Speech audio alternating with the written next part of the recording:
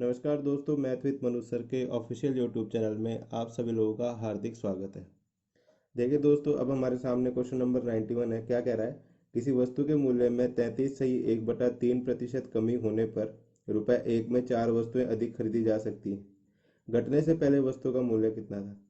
तो 1 रुपए का अगर 33 से 1/3 निकालते हैं तो आता है हमारे पास में 0.33। ठीक है, तो इसका मतलब ये हुआ कि 0.33। अब ये चलता रहेगा अपने आप में, तो 0.33 के ऊपर बार लगा देते हैं। ठीक है, अब 0.33 में मेरे पास में कितनी वस्तुएं आ रही है? 4। सही है, 3 3 9। इसका मतलब इसको 3 से गुणा करेंगे तो हमारे पास में देखना ये जो है ये 1 रुपए में कन्वर्ट हो जाएगा। राउंड देखेंगे 0.99। ठीक है, और उसके ऊपर बार। तो ये हमारे पास में हम 1 रुपए इसको समझते हैं यहाँ पे। और 4 3 12।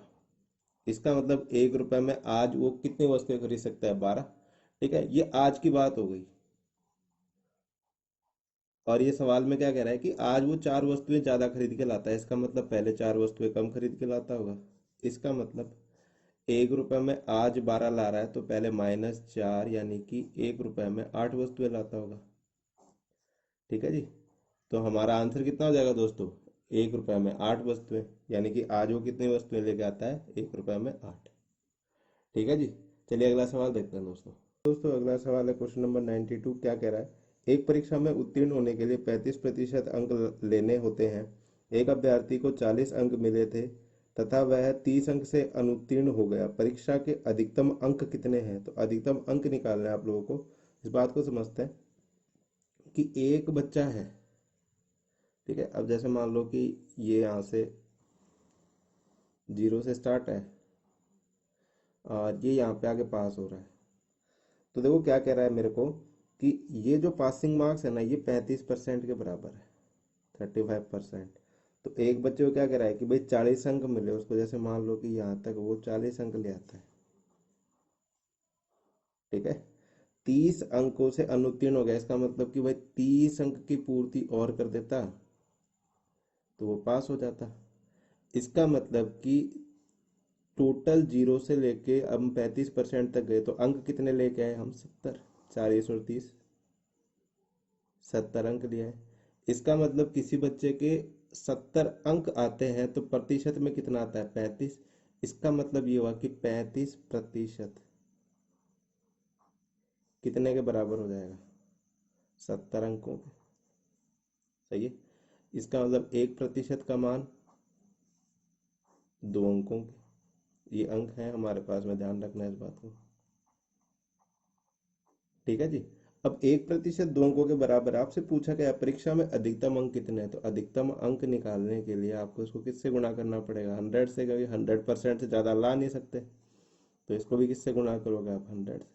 सही है, तो ये 2 × 100 कितना हो जाएगा आपके पास में? 200 हो जाएगा। और यही हमारा क्या हो जाएगा? आंसर। ठीक है जी, ये प्रतिशत लगाने की जरूरत नहीं है यहाँ पे। तो 2 × 100 200, और 200 हमारा क्या हो जाएगा? आंसर।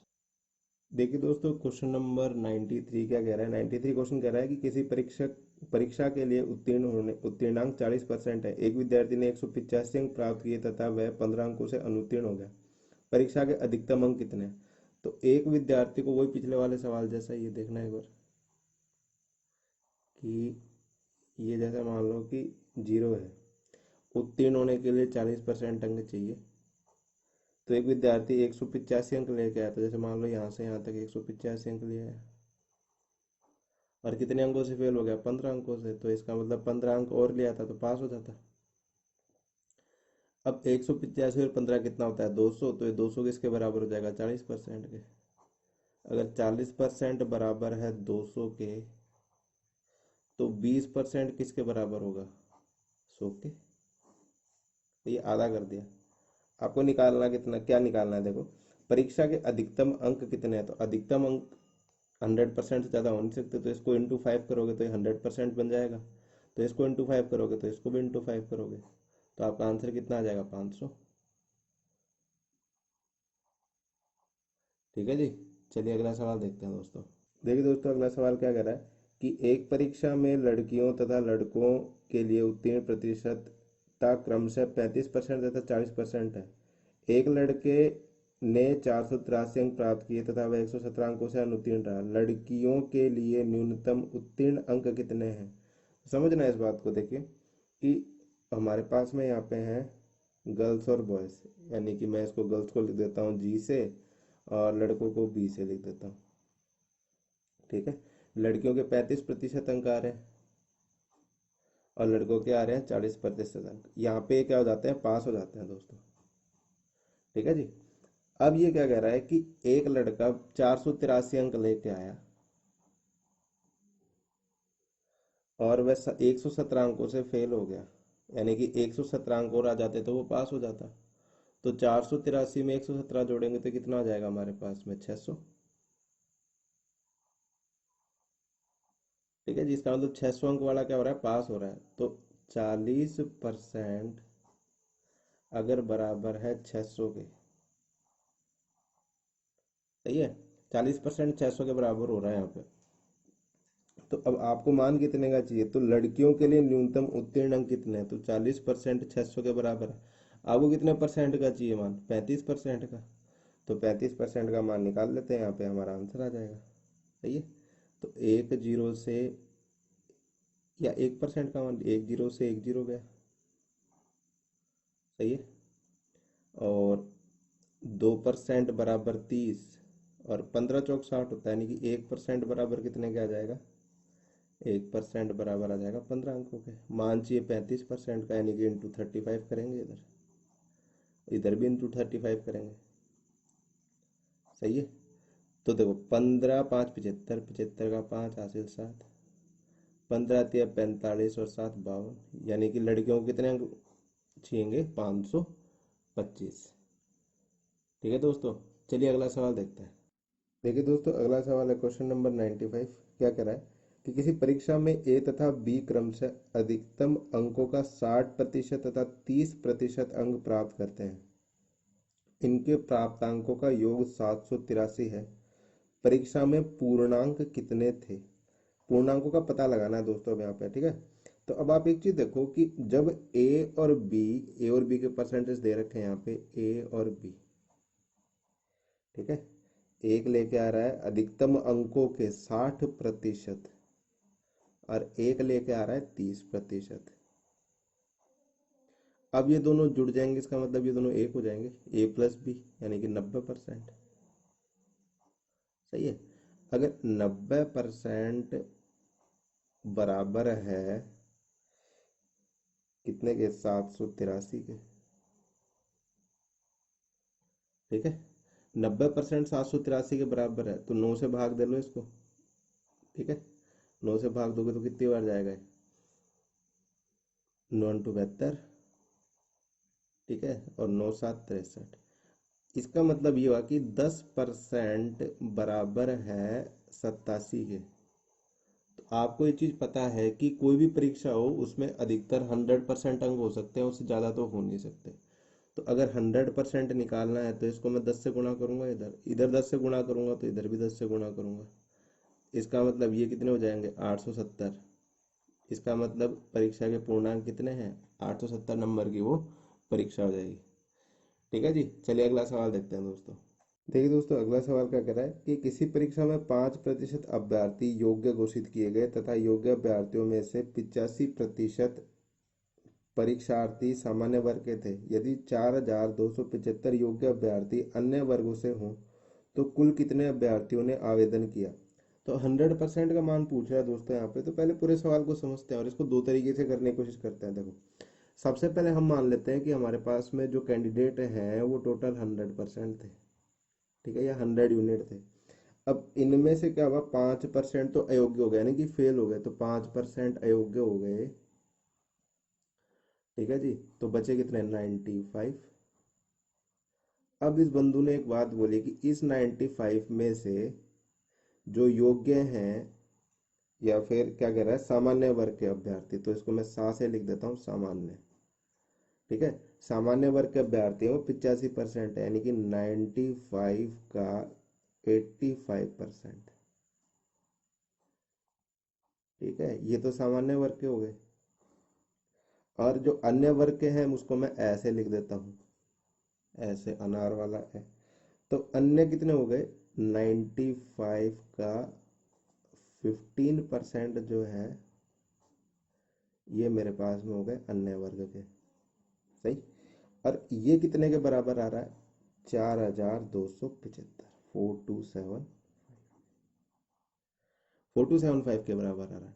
अब देखिए दोस्तों, अब इसको मैं काट लेता हूँ एक बार, तो समझना है इस बात को। 5 से, ठीक है, ये 5 से कितनी बार जाएगा, 3 बार। और ये 5 से कितनी बार जाएगा, 20 बार। 5 से 19 बार, और 5 से 4 बार। ये बात तो हो गई। ठीक है। अब देखिए, अब इसको काटते हैं। सबसे पहले ये चला जाएगा 19 से कितनी बार जाएगा देखो, तो दोस्तों ये कट जाएगा 225 बार। और ये 3 से कट जाएगा 75 बार। ठीक है जी। तो इसका मतलब 1 यूनिट कितने के बराबर हो जाएगी, 300 के, क्योंकि 75 × 4 कितना होता है, 300। ठीक है जी। तो 1 यूनिट अगर 300 के बराबर है, तो आपको कितने का चाहिए, 100% का मान चाहिए। कितना हो जाएगा, 3000, सॉरी 30,000। ठीक है जी। चलिए, अब देखो इस तरीके, इसी सवाल को दूसरे तरीके से करने के लिए बोला था मैंने। तो जैसे मान लो कि हमारे पास में जो टोटल कैंडिडेट है वो एक्स मान ले। अब एक्स में से 5% तो उम्मीदवार ऐसे थे जिनका सिलेक्शन ही नहीं हुआ। ठीक है। इसका मतलब बचे कितने, 95%। तो परसेंट के लिए मैं 100 लिख दूंगा यहाँ पे। और इस 95% में से हमें 15% का मान दे रखा है। ठीक है। 85% तो हैं हमारे सामान्य वर्ग के, तो 15% है हमारे पास में अन्य वर्गों के। तो इनका मुझे मान दे रखा है कितना, 4275, 4275। अब देखो सेम कंडीशन आ गई। देखो यहाँ पे जिस तरीके से कटा था, इसी तरीके से यहाँ पे भी कट जाएगा ये। ठीक है। तो ये 5 से कितनी बार जाएगा, 3 बार। ये 5 से कितनी बार जाएगा, 20 बार। ये 5 से 19 बार, और ये 5 से 4 बार। ये 19 से कट जाएगा 225 बार, और ये 3 से कट जाएगा 75 बार। एक्स बराबर 75 × 4 × 100। तो 75 × 150 × 300, और 300 और 100 कितना हो जाएगा, 30,000। ये हमारा आंसर हो जाएगा दोस्तों। ठीक है जी। चलिए अगला सवाल देखते हैं दोस्तों। देखिए दोस्तों, अगला सवाल है क्वेश्चन नंबर 97। क्या कह रहा है कि एक परीक्षार्थी 30% अंक प्राप्त करके 5 अंकों से अनुत्तीर्ण हो जाता है। एक अन्य विद्यार्थी 40% अंक प्राप्त करके आवश्यक न्यूनतम अंकों से 10 अंक अधिक प्राप्त करता है। उत्तीर्ण होने के लिए आवश्यक न्यूनतम अंक कितने। ठीक है। देखिए दोस्तों, अगला सवाल है क्वेश्चन नंबर 97। क्या कह रहा है कि एक परीक्षार्थी 30% अंक प्राप्त करके 5 अंकों से अनुत्तीर्ण हो जाता है। एक अन्य विद्यार्थी 40% अंक प्राप्त करके आवश्यक न्यूनतम अंकों से 10 अंक अधिक प्राप्त करता है। उत्तीर्ण होने के लिए आवश्यक न्यूनतम अंक कितने हैं। तो उत्तीर्ण होने के लिए आवश्यक न्यूनतम अंकों का पता करना है। तो समझना है इस बात को। देखिए, अब वही चीज़ फिर से आ रही है मेरे पास में कि जैसे मान लो कि यहाँ पे कोई विद्यार्थी पास हो रहा है। ठीक है। ये पासिंग पॉइंट बना लेते हैं हम, और ये यहाँ से चालू हुआ मान लो। ठीक है। और यहाँ तक पहुँचेगा। तो अब ये सिस्टम देखिएगा एक बार कि एक परीक्षार्थी 30% अंक प्राप्त करता है। जैसे मान लो कि यहाँ तक उसे 30% अंक प्राप्त हो गए। ठीक है। ये पॉइंट है, यहाँ पे 30% अंक प्राप्त हो गए। अब वो कितने अंकों से फेल हो गया, 5 अंकों से। इसका मतलब बेचारे के 5 अंक और आ जाते तो पास हो जाता। ये 5 अंक हैं। ठीक है। यानी कि 30% प्लस 5 अंक बराबर पासिंग मार्क्स। और एक चीज आगे और समझना कि उस बंदे ने, एक अन्य विद्यार्थी था, 40% अंक प्राप्त करके आवश्यक अंकों से 10 अधिक अधिक ले आया। तो 5 से ज्यादा ले आया, 40% ले आया। ठीक है। और पास होने वालों से कितने अधिक लेके आ गया, 10 अंक अधिक लेके आ गए। तो समझना इस बात को, ये 30 है। 30 से जब आप 40 तक पहुंच रहे हो तो यहाँ पे अंक कितने जा रहे हैं, देखो 5 और 10 15। यानी कि जब आप 10% का रास्ता तय करते हो तब आप अंकों में कितने का तय कर रहे हो, 15 का। अब आपसे पूछ क्या रहा है, वो पूछ रहा है उत्तीर्ण होने के लिए आवश्यक न्यूनतम अंक कितने हैं। तो भाई 30% प्लस 5 अंक, तो इंटू 3 करोगे तो 30% का मान निकल जाएगा, कितने अंक हो जाएंगे, 45। ठीक है, इसका मतलब यहाँ से यहाँ तक 30%, तो 30% के अंक कितने बन गए, 45। 45 अंक तो आए आए, 5 अंक और आ जाते तो वो बच्चा पास हो जाता, तो 5 अंक और ले आओ, 45 और 5 50 अंकों में पास हो जाएगा। ठीक है, ये सवाल तो देखते ही खत्म होने वाले हैं दोस्तों। ठीक है जी, चलिए अगला सवाल देखते हैं दोस्तों। देखिए दोस्तों, अगला सवाल है क्वेश्चन नंबर 98। क्या कह रहा है, एक परीक्षार्थी ने 30% अंक प्राप्त किए तथा वह 108 अंकों से अनुत्तीर्ण रहा। दूसरे परीक्षार्थी ने 52% अंक प्राप्त किए जो उत्तीर्ण होने के लिए आवश्यक अंकों से 24 अधिक है। उत्तीर्ण होने के लिए कम से कम कितने प्रतिशत अंक चाहिए। अंक पूछ रहा है प्रतिशत के अंदर, तो समझना ये पिछले वाले सवाल की तरह ही है कि एक आदमी है जिसने, देखो यहाँ पे पासिंग पॉइंट बना लेते हैं। ठीक है, और ये यहाँ से स्टार्ट कर रहा है। तो एक आदमी है जिसने 30% अंक प्राप्त किए, ठीक है, और वो 108 अंकों से फेल हो गया। इसका मतलब 108 अंक और आ जाते तो पास हो जाता। और दूसरा वाला है वो कितने लेके आया, 52% अंक, जो कि पासिंग मार्क्स से कितने ज़्यादा है, 24 अधिक है। अब आप देखिए यहाँ से यहाँ तक कि भाई 30% से 52% तक ये पहुंचेगा, तो अंकों में कितने तय कर रहा है, 108 और 24। तो देखो प्रतिशत में तो 22, और अंकों में कितने तय कर रहा है यहाँ पे, 132। ठीक है जी। अब आपको मान कितने का चाहिए, 30%, तो ये दे रखा है 108। अगर अंकों का मान और मिल जाए तो मेरे पास में सिस्टम बैठ जाएगा, भाई 30% में जोड़ दूंगा। तो आप समझना है कैसे निकालेंगे। तो देखो ये कट जाएगा 11 से, यानी कि 2% का मान है यहाँ पे 12। सही है, क्योंकि 11 से 2 को भाग लगाओगे 2 बार, और 11 से 132 को भाग लगाओगे तो 12 बार जाएगा। तो 2% का मान 12 है। अब आपको पता है कि 12 के पहाड़े में 108 9 बार आता है, तो 12 × 9 कितना हो जाएगा, 108। और इसको 9 से गुणा करोगे तो कितना हो जाएगा, 18%। सही है, यानी कि 30% में अगर आप 18% और जोड़ दो तो आपको पासिंग मार्क्स मिल जाएंगे। तो 30 प्लस 18 कितना होता है, ये होता है 48%। और ये क्या हो जाएगा हमारा आंसर। ठीक है जी, चलिए अगला सवाल देखते हैं दोस्तों। देखिए दोस्तों, अगला सवाल है क्वेश्चन नंबर 99। क्या कह रहा है, एक छात्र को परीक्षा में उत्तीर्ण होने के लिए 40% अंक लेने थे।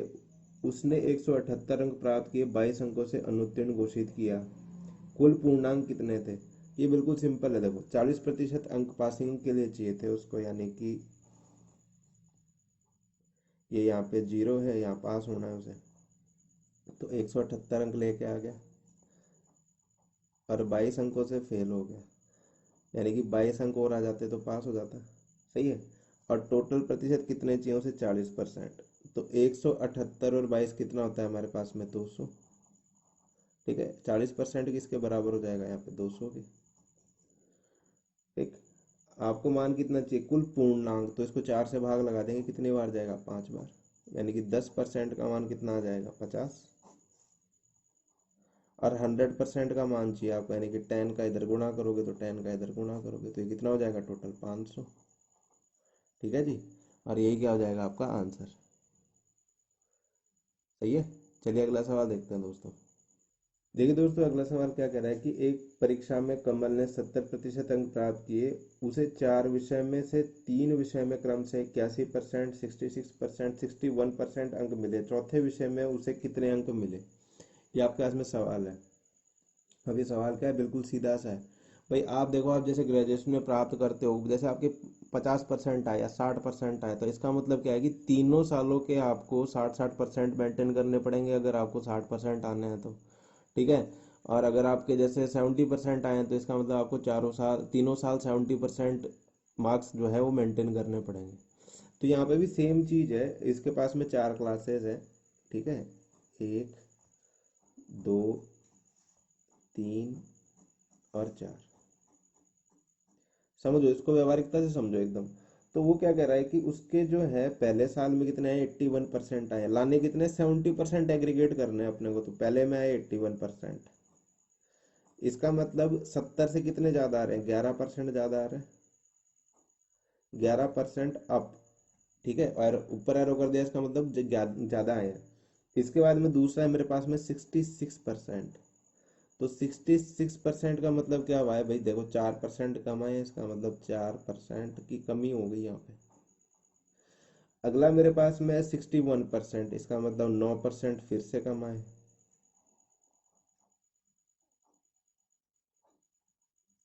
ठीक है जी। तो अब देखो ये अप है और ये डाउन चले गए, तो 9 और 4 13 डाउन है और 11% अप में है। तो अंतर कितने का आ गया, 2% डाउन पे आ गया ये। अब यानी कि वो 70% तो लाएगा ही लाएगा, और ये 2% डाउन की कमी है ये भी पूरी करेगा, तो 2% डाउन की कमी पूरी करेगा, तो इसका मतलब यहाँ पे 2% एक्स्ट्रा लाने पड़ेंगे भाई को। इसका मतलब वो टोटल कितने लेके आएंगे, 72% लेके आ जाएगा, तो उसके क्या है, एग्रीगेट 70% बन जाएंगे। ठीक है जी। चलिए, आज के लिए इतना है दोस्तों, बाकी के सवाल हम नेक्स्ट वीडियो में देखेंगे। और आप लोग चैनल को शेयर नहीं कर रहे हो, और ना ही अपने क्वेश्चंस को आप लाइक करते हो, ना सब्सक्राइब करते हो, ना कमेंट करते हो। ठीक है, ऐसा क्यों दोस्तों? ठीक है, अगर आपको कोई दिक्कत है तो आप लोग बताइए, क्योंकि अब जब तक आप बताओगे नहीं, जब तक जो चीज़ बेहतर है वो बेहतर से बेहतरीन नहीं बन सकती है। तो आप लोग बताया करो, कमेंट किया करो, चाहे आप उसको शेयर मत करो, लाइक मत करो, पर कमेंट करो, जिससे क्या है, मैं अपनी टीचिंग स्किल्स तो सुधार पाऊँ कम से कम। आप लोग बताओगे कि सर ये कमी है, इसको सुधारो, ठीक है, ये इस तरीके से चीज़ होनी चाहिए थी, आप इस तरीके से नहीं कर रहे हो, या फिर आपको किसी और तरीके से पढ़ना हो कि नहीं सर थोड़ा इस तरीके से पढ़ाओ। तो ये चीज़ तो आप ही बताओगे ना, मैं थोड़ी अपने मन से ये चीज़ जनरेट कर सकता हूँ। ठीक है, तो आप लोग ये बताना चालू करो। ठीक है जी। और बाकी के सवाल हम नेक्स्ट वीडियो में देखते हैं। जब तक के लिए धन्यवाद दोस्तों।